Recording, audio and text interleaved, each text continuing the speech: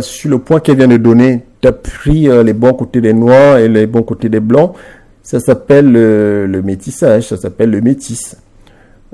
Je pense que les études ont été faites. Je pense que je vais trouver les références sur Internet, mais les études ont été faites et ont prouvé justement que les gens considéraient évidemment les métis plus beaux, n'est-ce pas, que les noirs ou que les blancs.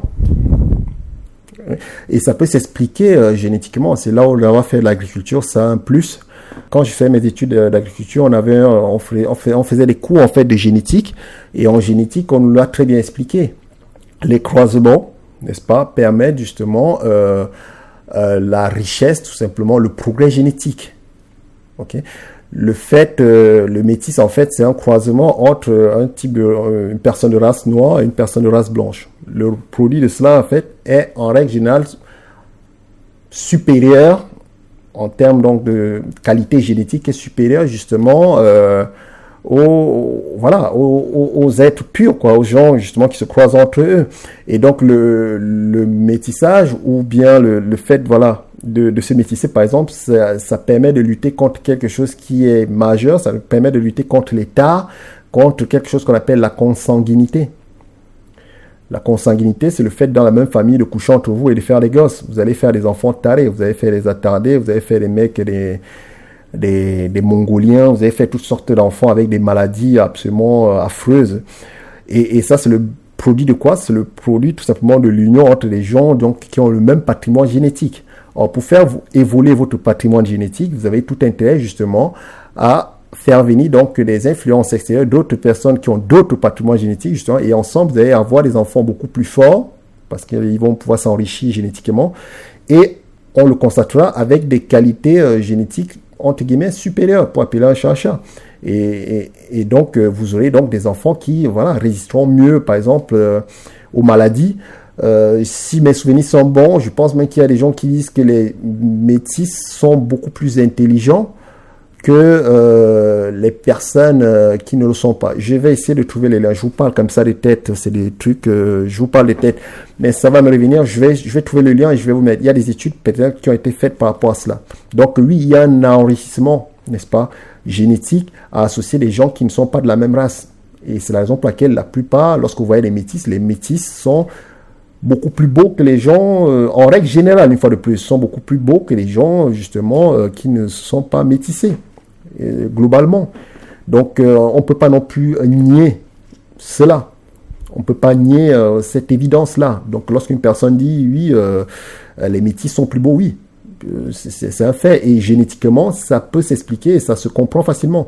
Si de l'autre côté, vous êtes consanguin, si vous reposez entre vous, vous allez disparaître comme comment il s'appelle, les Habsbourg, quoi, les Prussiens, les rois prussiens qui se mariaient entre eux et qui ont finalement disparu. Pourquoi? Parce que les mecs, ils étaient tous tarés. C'était tous les mecs qui se reproduisaient entre cousins. Et ça crée des consanguins, quoi. Et derrière, ça crée un appauvrissement, tout simplement, donc, des gènes. Vous ne pouvez plus vous battre contre les maladies, vous êtes beaucoup plus faible, vous disparaissez.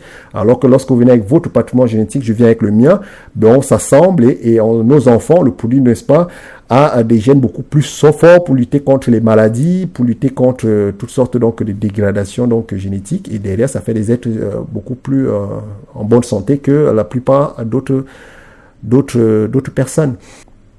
En tout cas, je le dis, les métis sont en règle générale beaucoup plus beaux que les gens qui ne sont pas métis. Je ne sais pas si dire cela c'est une insulte à qui que ce soit, mais c'est un fait, et c'est pas parce que tu es métis que tu vas ignorer la réalité. C'est cette réalité-là qui est la nôtre. Tu peux dire que c'est une construction culturelle, si tu veux, mais on a des yeux pour regarder, on regarde, on voit. Et puis, oui, la plupart des métis qu'on croise sont beaucoup plus beaux que la plupart soit des blancs ou que des noirs. Il y a quelque chose, de beaucoup plus gracieux, n'est-ce pas, dans un métis que dans le reste de la population. Et on ne va pas non plus mentir par rapport à cela. C'est un fait. Il est ce qu'il est. Et tu peux dire non, mais c'est culturel, c'est faux, machin, j'ai des études. Si tu as des études, en fait, qui prouvent le contraire, dans ce cas, il faut nous les montrer. Mais je n'en voudrais pas une personne me dire ce qui est une évidence, parce que c'est quand même une évidence. Les métis sont quand même, pour moi en tout cas, c'est une évidence, les métis sont quand même beaucoup plus beaux que la plupart de la population en règle générale. Une fois de plus, en règle générale. Non mais je veux dire, il y a vraiment des gens qui disent ça en 2020. C'est un truc de ouf. Stop. Mais vraiment stop. Le prochain que j'attrape en train de valoriser une light skin pour dévaloriser une dark skin, je l'attrape, je le mange au goûter. Je le mange au goûter. Je le mange. Il n'y a pas de... On peut lutter contre la hiérarchisation, si vous voulez, de cela. Mais il y a un fait qui s'appelle la réalité. Je reviens toujours à cela. Et la plupart des hommes, justement, aiment ce genre de femmes, des femmes beaucoup plus claires de peau. Et le colorisme, en fait, ne tombe pas du ciel. Le colorisme est une réalité dans la communauté noire déjà. Il n'y a pas que les blancs, en fait, qui disent qui sont victimes ou qui adorent le colorisme. Je ne sais pas comment vous avez placé ça. Mais grosso modo, les premières personnes à être coloristes, ce sont les noirs. Les noirs préfèrent avoir des enfants beaucoup plus éclaircis de peau que des enfants qui sont très très noirs de peau. Ça ne tombe pas du ciel, ça vient déjà de nous. Donc une fois de plus, cessons d'être hypocrites et cessons d'accuser en pas les blancs de toutes sortes de vilainies. Nous-mêmes en fait, nous sommes coloristes. Regardez les populations chez nous, regardez le succès en fait des produits chimiques en fait dans certaines communautés africaines dont je ne citerai pas le nom pour ne pas me faire davantage d'ennemis que je n'en ai déjà. Regardez certaines femmes justement qui sont bicolores parce qu'elles sont éclaircies, dépigmentées la peau avec je ne sais quel produit chimique. Regardez cette réalité, regardez comment sont célébrés et posez la question à des gens qui ont des frères ou des sœurs qui étaient beaucoup plus clairs de peau qu'elles. Ou qu'ils, qu'elles, je crois, des gens, un genre, compliqué le français pour moi, désolé. Donc, demandez à des personnes justement qui ont des frères ou des sœurs qui étaient beaucoup plus clairs de peau qu'elles, et elles vous diront justement qu'elles ont subi justement cette petite, je ne sais pas si on peut appeler ça discrimination ou préférence, n'est-ce pas, de leurs parents même, n'est-ce pas, par rapport au fait que l'un de leurs frères était beaucoup plus clair de peau qu'eux, ou de leurs amis ou de leur entourage. Que ces personnes avaient davantage de jouets, que ces personnes étaient moins punies qu'elles. Posez la question à ces gens. Et vous verrez que c'est une réalité dans notre communauté. Donc, une fois de plus, cessons d'être hypocrites et cessons de reprocher aux blancs tout et n'importe quoi, alors que nous-mêmes, nous le faisons. Donc, le colorisme, si on a envie de le combattre, commençons déjà à le combattre chez nous, avant de reprocher aux blancs ou à je ne sais pas qui, en fait, d'être coloriste. Reprochons-le déjà à nous-mêmes. Pourquoi est-ce qu'on accepte et on intègre aussi facilement les métis dans notre communauté s'il n'y a pas ce complexe du blanc derrière nous, s'il n'y a pas ce complexe, comme tu l'as d'ailleurs si bien dit, coloriste chez nous. C'est d'abord à nous, on fait de dire aux métis, vous ne faites pas partie des nôtres, vous êtes métis. Évidemment, on n'a pas de haine envers vous, vous êtes, on n'a aucun problème avec vous, mais on n'a pas la même réalité, sociale, on n'a pas la même réalité culturelle, n'est-ce pas, que vous. Donc, acceptez d'être, n'est-ce pas, métis. Nous, on est noirs, on peut se rejoindre évidemment sur certains combats ensemble.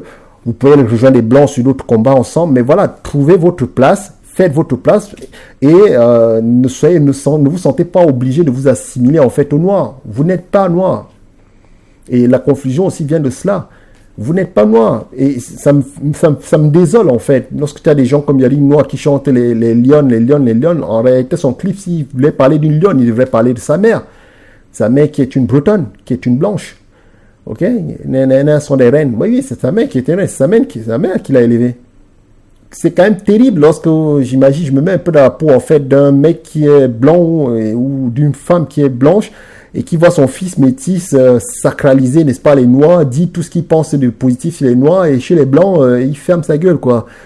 Ça doit être compliqué à vivre quand même pour un mec qui est noir ou qui est blanc et qui voit que son enfant justement est toujours en train de valoriser une partie, n'est-ce pas, de son ADN et de dévaloriser ou en tout cas de taire l'autre partie de son ADN. Ça doit être très très gênant. Ça doit être très très gênant. Et donc je dis à un moment, trouvez votre place. Et trouver votre place, ce n'est pas vous insérer dans le monde des noirs, c'est tracer votre propre voie. Et voilà, créer votre cheminement et rester dans votre voie. Vous n'êtes pas noir. Vous n'avez jamais été noir et la réalité c'est que vous ne serez jamais noir. Et on va vous le reprocher tout le temps et on va vous le rappeler tout le temps. Quelle que soit la bienveillance, quelle que soit la manière dont on va le dire, à la fin de la journée, les gens vous diront toujours cela. Et je peux passer pour un horrible, n'est-ce pas, haïsseur, je ne sais pas si ça se dit ça en français, de métis, mais je préfère dire les choses comme elles sont. Vraiment, non mais je rigole parce que c'est nerveux, hein. Mais c'est un truc vraiment qui me met en colère de ouf, que ce soit quand je le vois sur les réseaux sociaux ou dans la vie, c'est un truc qui me met vraiment en colère. Je sais plus comment vous faire comprendre que les light skin n'ont pas envie de se diviser ou de se mettre en opposition aux dark skin. Les light skin sont privilégiés dans ce système coloriste, raciste, on le sait. C'est pas pour que tu viennes rajouter tes petites phrases de merde à base de oui, vous êtes mieux que vous êtes mieux que personne, d'accord? Vous êtes mieux que personne. Et j'envoie un message à tous les light skin de France. Et d'ailleurs, si on vous fait cette réflexion, s'il vous plaît, attrapez la veste des gens. Dites-leur que ça se dit pas. Dites-leur qu'on dit pas ça. Que ça s'appelle du racisme, ça s'appelle du colorisme. Et que c'est juste jouer le jeu de cette société qui exclut les personnes racisées. Merci bien.